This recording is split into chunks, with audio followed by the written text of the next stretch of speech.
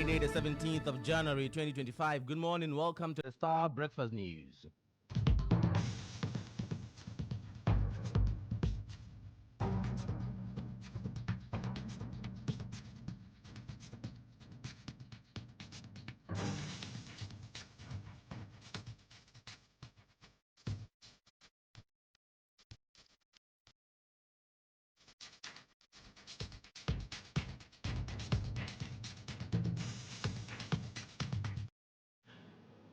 Coming up this morning, education think tank Institute for Education Studies surprised over the appointment of Tamale South MP as the Minister of Education designate, as they call him to collaborate with stakeholders in addressing the educational challenges.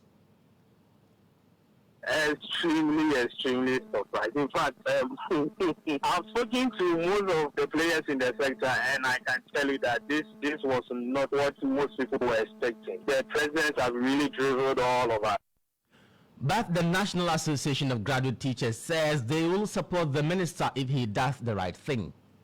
We will support him to succeed if he does the right thing. So we expect that already the issues are known, our challenges have been well documented. It is for him to go through the books. Also coming up, Affirmative Action Law Coalition hopeful the NDC government will properly implement the Affirmative Action Law following the appointment of 7 women out of 25 ministerial nominees so far. So we are very happy that so far, out of the 25 appointed so far, 7 are women, making it 28%. That means that we are inching close to 30% mark in the indicators. And we are hoping that as more appointments are made, this ratio will not go down. Details are coming up right after this reminder of our affiliate stations across the country. Starr News is coming to you live on Ultimate 106.9 FM in Kumasi, Empire 102.7 FM in Takrady, Zeps 95.9 FM in Zebila, Nissim 100.1 FM in Lamshao, My Star Radio in the USA. Also live on Facebook on Starr 1035 FM and on starfm.com.gh around the world. This is Starr 103.5 FM. Starr News. Informed, in depth, in touch. I am Nurein. Abass, many thanks to you for choosing Starr News. Now, the appointment of Tamale South MP Haruna Idrisu as the Education Minister designate has come as a surprise to many. The former minority leader and the former communication minister between 2009 and 2013 is heading to the Education Ministry, which is saddled with challenges such as the feeding crisis in senior high schools and other infrastructural challenges. One of the key issues is how the Tamale South MP will navigate the rather slippery education terrain, coupled with the recent industrial action by members of CTAC. Executive Director of the Institute for Education Studies, Dr. Peter Pate Anti, says he is hopeful the minister will labor agitations by teacher unions. Extremely surprised. Extremely surprised. In fact, I've spoken to most of the players in the sector, and I can tell you that this was not what most people were expecting. The presidents have really driven all of us. All right, so let me say this. I'm going to be extremely measured with my assessment of the Honorable Minister designate, because the last time I was so much optimistic about someone going to the education sector, and we ended up being disappointed. What I can say is that I think this is a man who's got a lot of experience in the governance of this country. He's got good human relations. I've spoken to people who say that his relation with people is top notch. It means that he's able to relate very well. In fact, he's headed the Ministry of Labor, Employment and Labor Relations before. So I think it is a strategic appointment from the president, because this is a ministry that is always dealing with workers' agitation. Now, even currently as we're talking, CTAC is on strike, and we don't know which other union is planning to go on strike.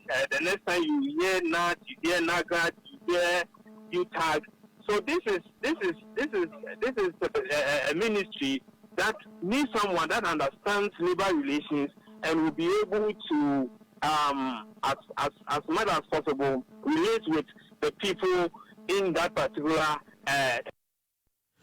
You heard the executive director of the Institute for Education Studies, Dr. Peter Partey Anti. Meanwhile, the National Association of Graduate Teachers, NAGRAT, says they will support the minister if he does the right thing.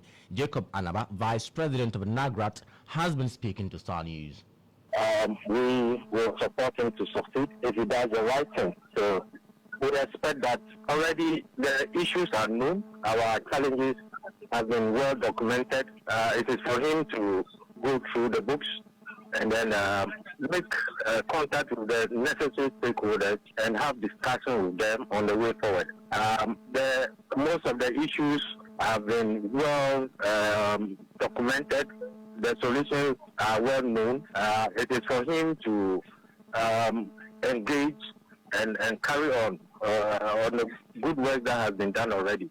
And I will believe that with the support of every Ghanaian, he should be able to succeed because he has a lot of experience at the background because he has been a minister before. He was a minister of employment. He had engaged with unions. He knows how the unions operate. He was a minister for communication and he knows how to communicate. So we trust that he will, with this experience, be able to support and bring education to the level that we need and require.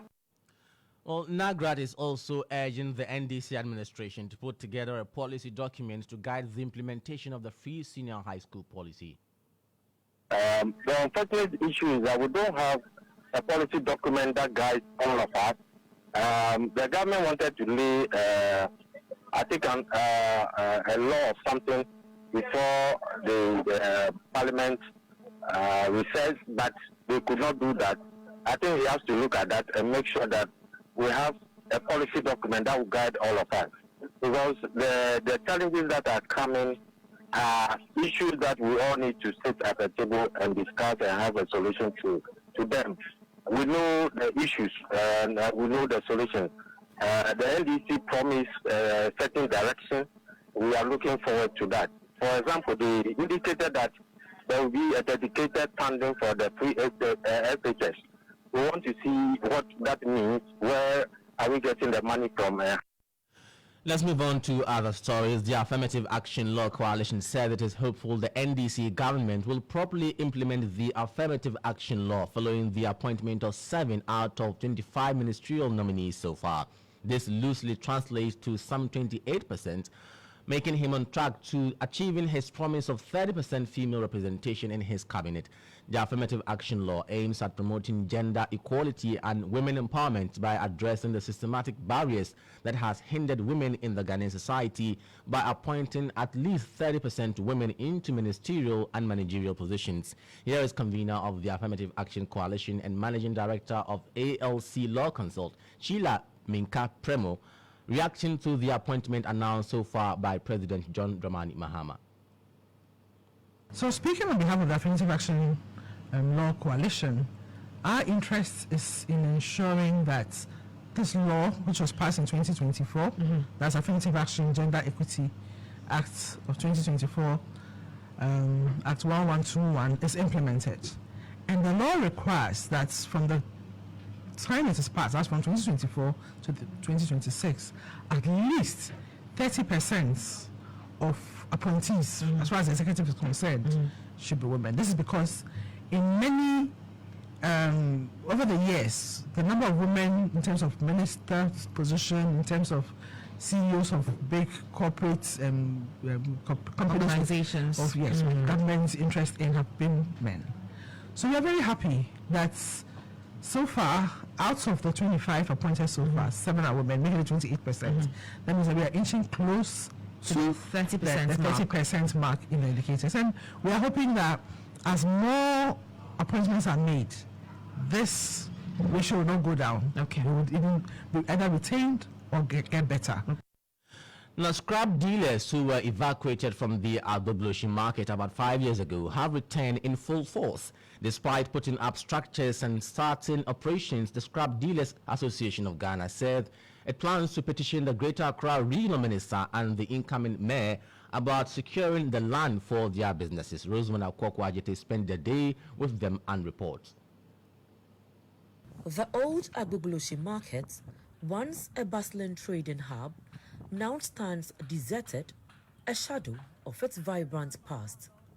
Abandoned for over 4 years, the market's demise followed a government directive to relocate traders and businesses.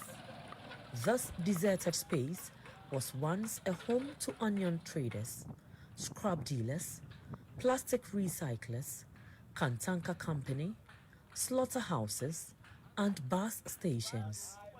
The relocation was to clear the parcel of land for the construction of a health facility as part of the Agenda 111 project. Chairman of the Scrap Dealers Association, Komla Swala, believes the land's potential is far from lost.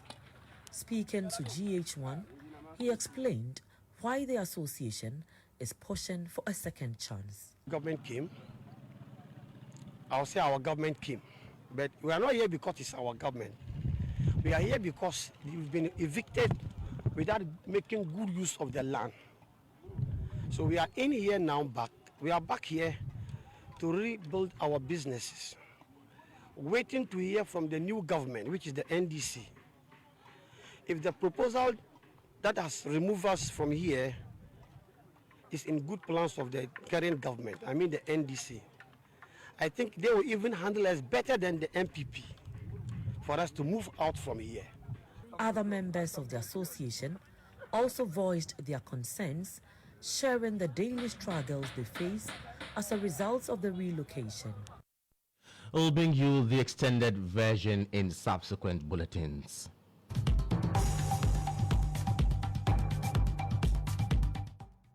That brings us to the end of the breakfast news this morning. When you log on to starfm.com.gh, you'll find more news updates there. I am Nurein Abass. Many thanks for your company. Next, we have the sports team with Sports Chat. Enjoy your weekend.